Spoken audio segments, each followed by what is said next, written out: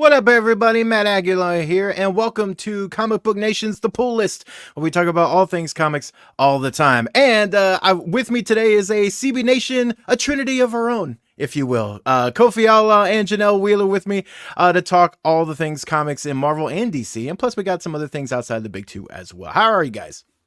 Great. Ugh. Excited to be on the pull list. Yeah, I thought I was doing good until I tried to speak, and then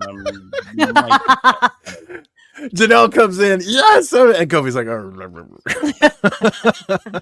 I'm very excited because there isn't really a perfect week. I think this is like a perfect summation of all the things we've talked about on CB Nation as far as comics, because we got Wonder Woman, we got Trinity, and then we have some Green Lantern, which I know Janelle and Kofi, we were all doing the interview for, so we were really excited about that series. But then we have Dead X-Men, which I feel like is jumping into the deep end of the X-Men pool.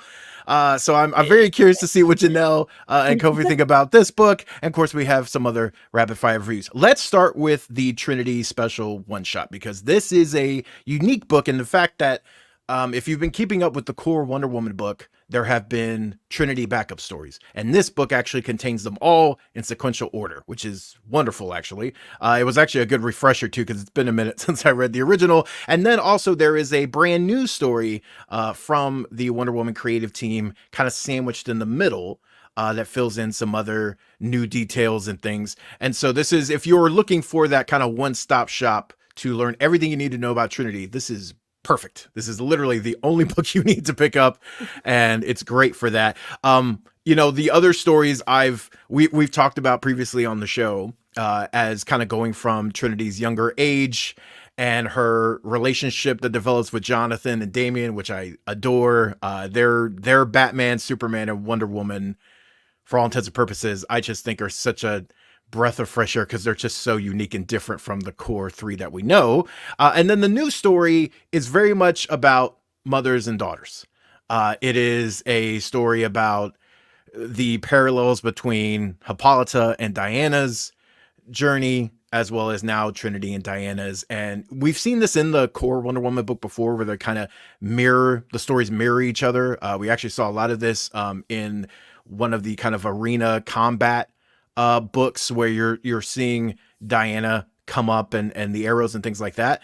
But I just love that this one is really about, a parent having to put their child into a very dangerous situation willingly, and how the child handles that, and their confidence and things like that.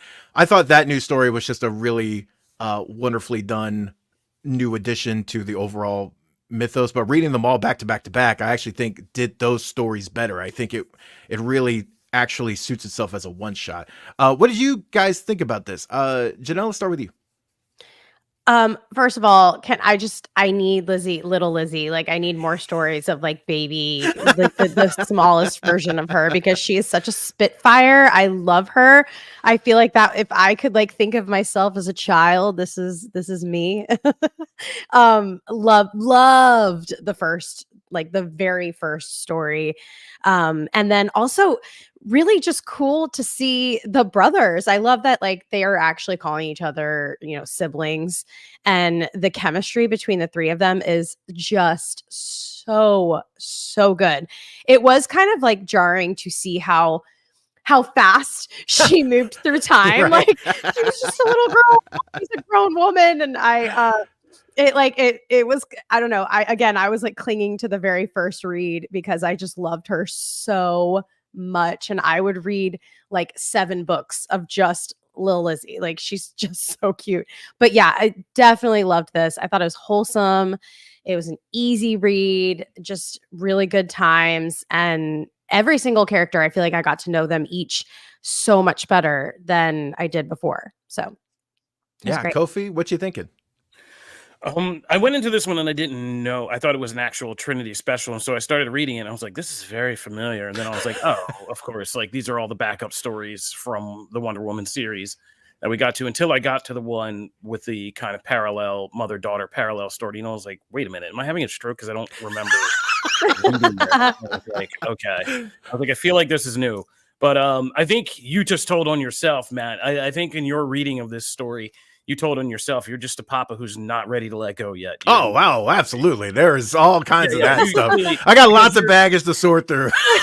your reading of that Girl was like, dads. it was like, yeah, you were like, it's a person who had to put a child in a dangerous situation. I was like, I think that was a story about like a child growing up and being ready for adulthood. I was thinking the same thing. Like, yeah, I was like, Yes. Matt's not ready for this. Nope. Anissa wanted to get her roller skates, and I'm like, I ain't ready for more than like 2 wheels. All right, like that's how I am. That's where I am right now. That is very real. Papa Bear Understandable. Girl Dad. It's but how far we've come on this podcast. Yeah. But yeah, I mean, I thought it was a very powerful story. Like, we're right now in our Barbie era, but that was also like a very powerful mother-daughter story about, you know, Tom King does this thing with kind of using parallel times and panels to show us things happening or in at the same time across space or across time and how they're echoing each other. And it's a really well done kind of writing and kind of comic book tactic. And so, yeah, I thought that story was fantastic. Right. And just, you know, how we all inevitably, as you and me, Matt, and, you know, Janelle, to like middle age, you begin to get, this is where we're at, right? Where you begin to look around, you're like, look up one day and you're like, I'm becoming my parent. Oh man. Like who does those commercials? There's some wonderful commercials about that. It's like some insurance company or something. I forget. Oh, the one with the dad and the yes, That's I a know great exactly one. which one you're thinking of. Yes. Yeah, we start Proud to saying say things. I'm not there yet. I cried at that. Yeah. So like, yeah, I mean, that was a great story. And like you said, I think because we got the last story when Lizzie's all grown up first, and then we went back into the Wonder Woman stories and got the little kid stories, it makes so much more sense to read it sequentially now. Yeah. Mhm. And like to hear it and hear them as adults and see their bond and understand why it's there and hear them even reference things from the stories that we read when they were kids. And they're like, yeah, well, remember that time when? And yeah, you get everything out of these stories about this new kind of super friends Trinity, from them choosing names to just, you know, even John having like jokes about his own sexuality with Damon and like kind of making jokes about that and like how deeply bonded they are. And Lizzie always just kind of ragging them as like keeping them on their toes and being competitive with them and being like, nah, man, I'm like way ahead of you chumps. And so it is a good character buildup, and we haven't seen it done this way where we're getting like all of time kind of compressed about this character all at once as we're seeing her grow up. But Tom King and Tom King's done a great job of just doing something that seems so daunting, which was create a child of Wonder Woman. But already she's already up there with like Yara and with Yara Flores, new additions from the Wonder Woman universe that I think are just killing it and should be lasting for a while. So Man. yeah, I'm having a good time. Talk about like how in 5 years ago, if you looked at the Wonder Woman universe 5 years ago, yes, you had strong characters. I am a avid Donna Troy defender. I adore that character. But like you had Cassie, you had her, you had Artemis, you had some other parts of that universe, but like just in the last 5 years to see how that side of things has grown and what like tentpole characters now, like you really have this growing. Wonder Woman's family is right up there now with Superman's family, which has also grown by leaps and bounds in terms of importance and how they're treated. Yeah, and it used to just be the Bat family. It just used to be the Bat family. It really was like they were the ones that Batman had. Oh yeah, I just saw that. I didn't even notice that. Batman was the only one that kind of had this extended family that was treated with kind of this respect. Like, yes, you know who Batman is, but you also know who Nightwing is. You know who Batgirl is. They were all kind of held up in this high esteem.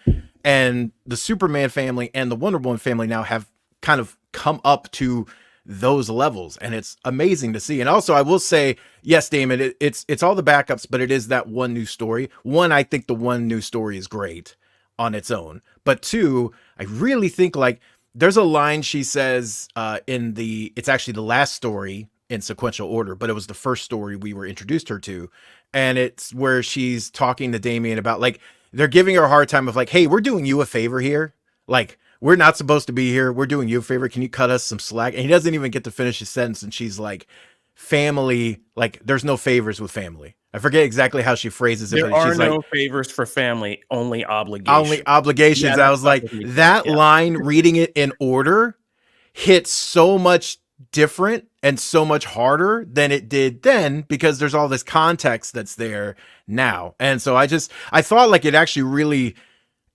is worthwhile to read them all in this kind of order. Also, I had kind of forgot the Mercy story, and I thought that was great too. I think I glossed over that. There was a lot of things that week. So like I read it, but like kind of went in one ear out the other, but I was able to appreciate it. So yes, for me, it's a really interesting, it's one of the few kind of repackaged tie-in type things that I would recommend. Typically it's just like, feels like a money grab sometimes to just shove a bunch of stories in one book that were already published. But this, I don't feel is that way. Can I pitch you a final question real quick? Yeah. Do you think this new DC Trinity, the characters' children, Batman's son, Superman's son, Wonder Woman's daughter, could they actually succeed their parents and really take over the DC line at a point in the future? Like in terms of like popularity, or just like, do you see them actually being able to do it? Like where Damien's to carry Batman? It, to like actually, if you had to retire those other characters and put these other ones into play as the new primaries, like, do you think they could carry it? Yeah. Not at this particular stage. Like, I don't think if it were to happen this year. Years in the future. Yeah. But yes, especially if we keep doing the work that we're doing in stories like these. And I mean, honestly, you could just have Damien crack about, what the S stands for all day, and I'd probably get a huge kick out of it. But yeah, like I think the camaraderie there and the family dynamic, if they keep building that, yes, absolutely. Janelle, do you feel that way? Yes and no, just because yes, as a comic book reader now, because I am, yes, I love them, and I think that they each have extremely strong storylines, really strong backstories and character development, each their own, and their strength is obviously being shown. But I don't want to alienate people who have no idea who the heck they are. Right. So, which is difficult because, my goal, since I'm now a comic book reader, my goal all the time is to try to get more and more people into comics. Like, I know you love the movies, read the comics. Like, that's kind of how I approach almost all of my friends at this point. So I don't know. That's really hard to say, because I want the newbies to come in and not feel completely lost. But yeah, I mean, because we're on the pull list, yeah, let's go for it. Like, these are all of the people that are like in it and reading comics, and like I'm down. But I just, I feel like there can always be both. Yeah, absolutely. I think, and honestly, there probably will. But I think at some point, I would love to see, one of my favorite Batman runs is when Dick Grayson took over.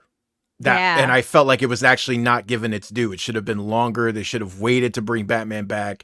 It was rushed, but man, that I love him and Damian together as a team. And it really felt like they were Batman and Robin for a new generation. I felt like that was always sold short, and I want to see them get that right next time and give it its proper due. But yeah, so let's move into some totally different in tone.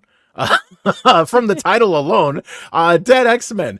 So Dead X-Men. Pulling from Rise of the Powers of X, this is kind of right back into the deep end of the X-Men pool. We're dealing with, multiple timelines. We're dealing with kind of different groups of teams at various points, and all the sinister stuff comes into play. There's a lot of stuff that's going on here.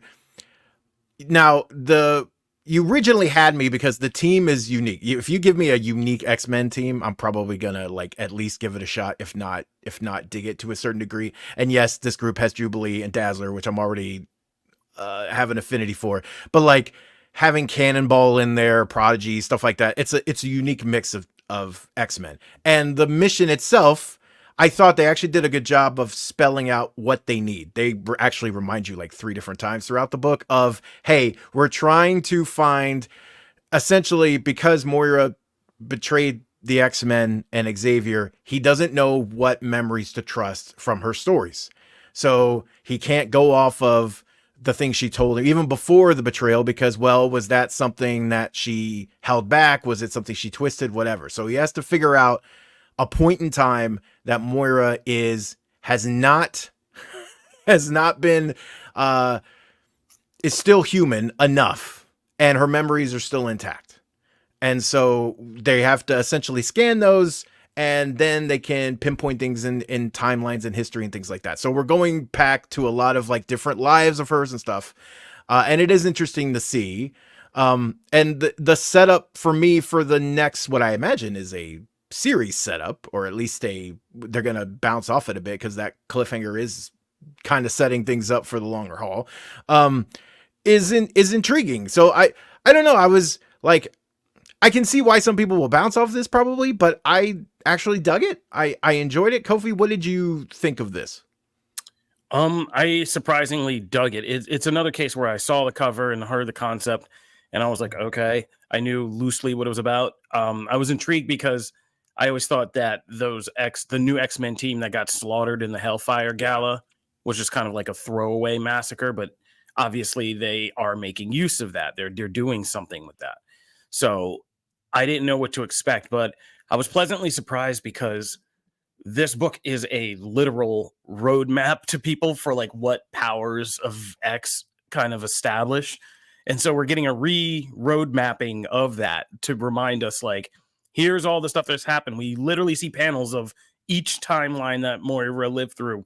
Just like, hey, here's the climactic stuff you remember. She got burned. She got stabbed. Sentinels blew her up. This happened. She died in the apocalypse, techno war, like all that stuff. And yeah, it's a unique team of X-Men, and Prodigy being at the center. I've never really known Prodigy as a character. I've never encountered the books he's been in.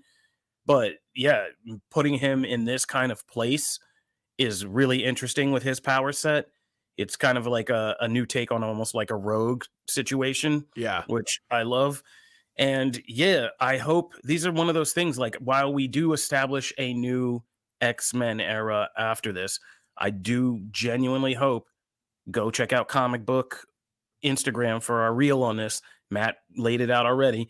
I do genuinely hope that we don't lose these other timelines and all the kind of cool stuff that's out there that can still be accessed by books like this, playing with stuff like this, because this was a very fun book. It was what we like, a straightforward mission enough, a big heady kind of timeline concepts, but the basic goal was straightforward enough. MacGuffin we need, MacGuffin we must get. Here's how we go. We also got a piece that I didn't even remember we didn't have to this puzzle, which was, you know, the Dominion thing gets tricky with the 4 different Sinisters, but we never really did see Orbis Stellaris's kind of attempt at Dominion and like what that all looked like and kind of what happened there. And seeing this timeline where Orbis Stellaris made this like bigger play for things was really interesting because those Sinister characters are interesting. And again, like there are people I hope we see pop up now and again where it's like a big reveal, like, they're back. But this book was much more interesting than it had a right to be, and we got a cool ass new weapon out of it, right? Yeah, we got one of the cooler weapons I've seen in Marvel in a long time, and like, yeah, it's good. And so between things like this and was this the same week as Wolverine? Did Wolverine come out this week? Sabretooth War, yeah, it continued. Yeah, man. X-Men, like Fall of X is getting right up there with like the House of X era, like kind of event. For me, there's a lot of things that are just so much fun in this. And so I hope we don't jettison all this. And I hope books like this keep the literal door open to these other timelines and universes and possibilities. Well, and just that weapon, talk about the return of diagrams and memos that actually affect the story. Oh my God. So the 2 we get here, fantastic. I cannot stand the ones that are literally just text dumps and don't really do anything. Like, I would say goodbye to those, please. I don't like those. They're wasting my time.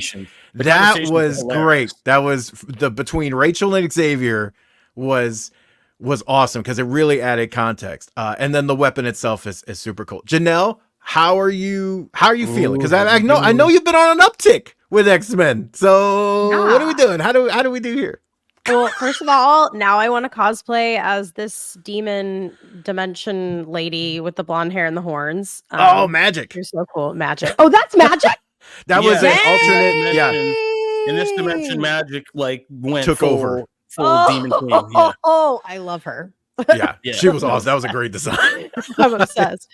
But yeah, okay. So I was intimidated at first when I kind of read the intro to this, like setting the tone. Here's what happened. And I started seeing a lot of things that were like very flying over my head. And I was like, oh no, this is going to be rough.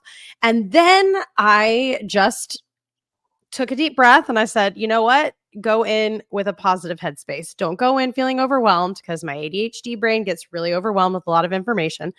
And I just kind of threw out all of that context and I just started reading. And I had come to find out that I actually kind of knew a lot of this stuff. Like I was part of the Hellfire Gala. Like I know about all of that. So it's okay. You got this, Jay. Like, don't be too scared. The beginning was kind of slow for me. Like I was kind of like, I don't really know how I feel about this. But as soon as we started like jumping through dimensions and I understood what we were doing, and then as soon as we got to space or wherever we were, we were in space for a minute, I was just like eating it up. Like I was like, oh, there's a battle in space. Earth is gone. They can't breathe. There's no oxygen left. Like all of everything is falling apart, and it's just up my alley. Spacey, timey-wimey, dimensional, all that stuff is me. So even if I didn't know what was going on, which I did, I would have loved it. Love every single character. Prodigy, my heart goes out to Prodigy. Every single time he struggled, I was like, oh no, because I understood what was happening. I loved their explanations of why this team was actually chosen instead of the big dogs. I think that was so important to be like laid out for people like me who are like, yeah, why did they choose these people that I might not be as familiar with? I think it was a brilliant read. Like I thought it was just fun and exciting and nonstop. I mean, it was nonstop action. There were no lulls. There was no like, oh my gosh, this is getting wordy. I don't want to read this anymore. It just was action packed. And I feel like Kofi kind of touched on all of the details, but overall, just really cool. Well, you raised one. I didn't touch on this. This X-Men team gets busy. Like, yeah. Busy when it's time. Like I was surprised this group. Yeah. I'm still unsure about Moira, and this is like a friend talk. Like we need to go have beers and like actually chat about this. But I'm still like, was she always bad? I don't have as much we got to do it all. Her. We got to do. Yeah, this is this gets into but like comic politics. But we got to talk. We got to, like you said, we got to go have a friends talk, and we're going to talk right. about but I'm not lost, went horribly and that's thing. important. Yeah. And the fact that like I'm not like completely. I just don't know if I'm supposed to hate her or kind of feel sorry for her. I don't think anybody knows anymore. I think you're right. Actually, I think you're right on. It's a little both, and it's a little. There was mistakes made across the board. And so I think if you feel a mix of emotions, it's actually pretty spot on. I think it's pretty right there. So before we move to some rapid fires, let's do a round of record pass here for let's do Trinity special one shot. Janelle, what you thinking? Thumbs up, thumbs down? Oh, huge thumbs up, especially if you didn't get to catch all of these stories on their own. This is a perfect way to check them all out. Kofi? Same thing. Echoing everything Janelle just said, and hopefully this gets you into Tom King's Wonder Woman run as well. Yes, because you should be reading that, and that is probably a spoiler, but yes, thumbs up for me. I really think this is one of those times where bringing all of these stories into one place makes all those stories better for it. So huge recommend. Dead X-Men number 5. Kofi, what you think? Absolutely thumbs up, especially if you've been following the end of the Krakoa era. Janelle? Huge thumbs up because it's action packed and the art is beautiful and the characters are awesome. And for me, same. For all of the sentiments echoed here, I think this surprised me. And it's a cool X-Men team. It feels like that team that really didn't get a chance to do anything is now getting their due, and it's a cool story. It's a cool, trippy X-Men story. All right, so moving on. There were a lot of books this week. Alan Scott, The Green Lantern number 4. If you have been keeping up with the series, if you haven't been keeping up, you should. It's excellent. Then you should go watch our interview on CB Nation Tim with Tim Sheridan's a Sheridan. monster. And man, because this issue gives us, it's not a spoiler because it's been in the previews and things like that, but essentially it is Alan's nemesis, and it hits it goes back and explains all of the things that led up to this, and it's a big kind of heartbreaking reveal. But then Tim there's Sheridan's a monster. my god, there's just so many things. It's so complicated, and I love it, and there's so much like Green Lantern, Red Lantern goodness here. I just, man, he's doing wonders with this book and this character. HBO, somebody like Yes. Max, you guys, we talked about it with Tim Sheridan. Go watch the interview, but like, yeah, get Matt Bomer, make this thing like a prestige series. There's so much you would do with these episodes. Like each of these books is an episode, and they're just made it easy. And yeah, I can't believe Tim Sheridan broke our hearts like this. Janelle, what you thinking on this? Oh man, this is just like such a rewarding series to read. Every single time I go through a new book, I'm just like more attached to this character. My heart is like with him. And I forgot about all the spoilers. Yay me. So when the big reveal happened, I was like, oh no, like freaked out. We did the interview and he told us, and I still forgot. And it was great. It's if you guys don't know the spoiler, you better go out and check this because it's wild. It's it's kind of heart-wrenching. And honestly, this whole series is kind of hard to read. In the most beautiful way you can imagine. Right.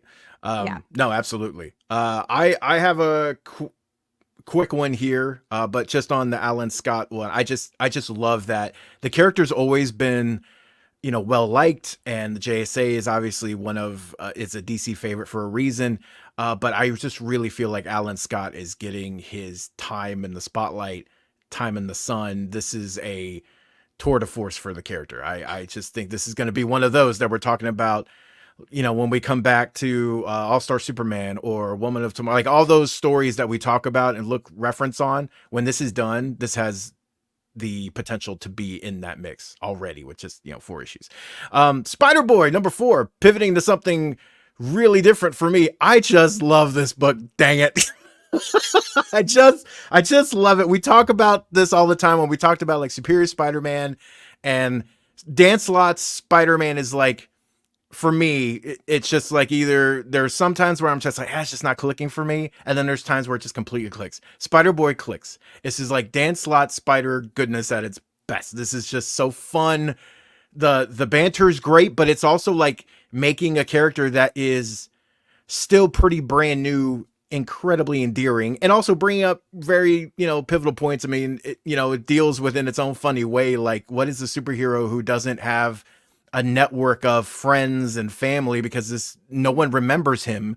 What is he supposed to do for money? How is he supposed to earn a job? Because he's also a kid, so he can't just go get a job, and he doesn't have any kind of tethers to places like the Avengers and things where he can get some help. So it tackles that kind of stuff, but in a really funny and lighthearted way. And the art is fantastic. I really dig it. Janelle, did you have a chance to check out Jill and the Killers?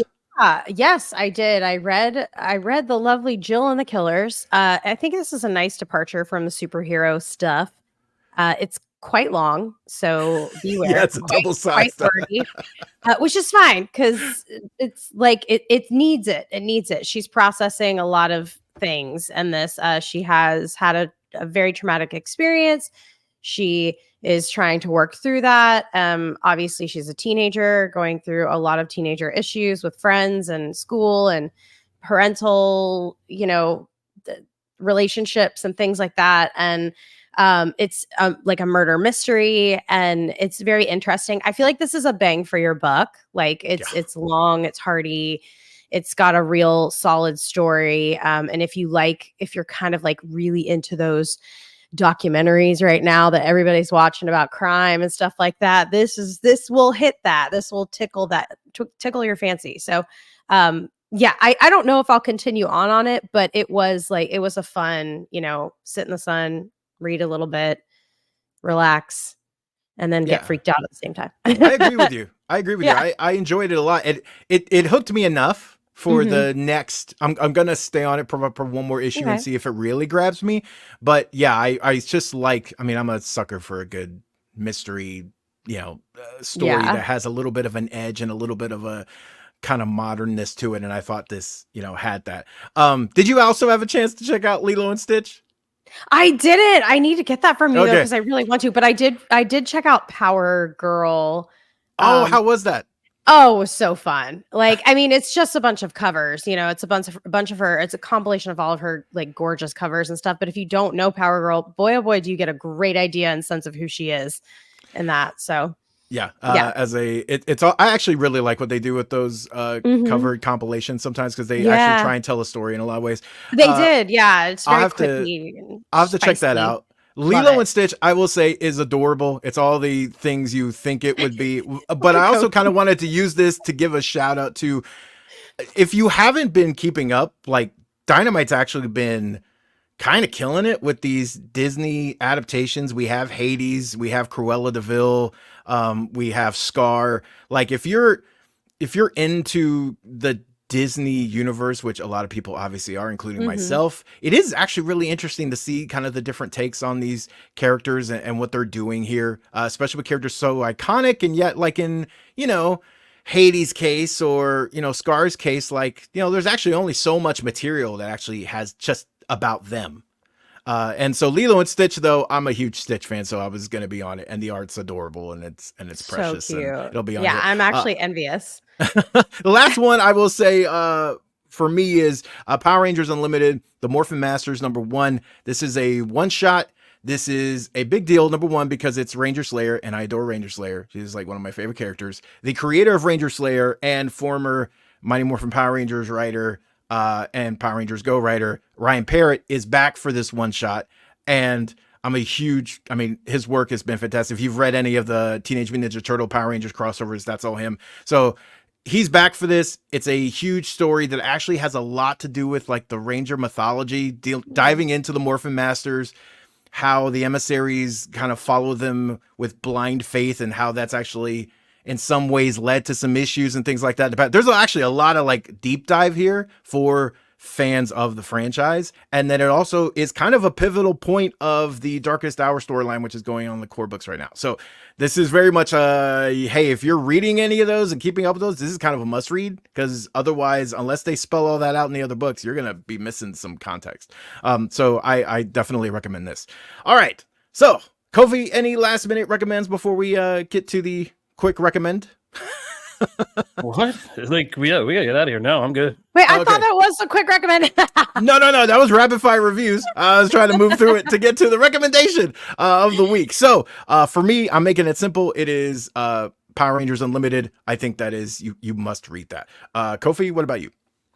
I think people have limited money. We talked about a lot of books. I think out of all those, you guys should pick one of the two core ones we talked about. Save your grip. Janelle, what about you? Mine is definitely the Alan Scott Green Lantern. This is really heartfelt and awesome. Awesome.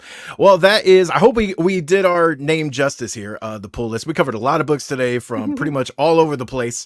You can check out all of our in-depth reviews on Comicbook.com as well. And of course, we also always talk comics, movies, TV, and everything on Comic Book Nation on Fridays. So until next week, peace, deuces. Later.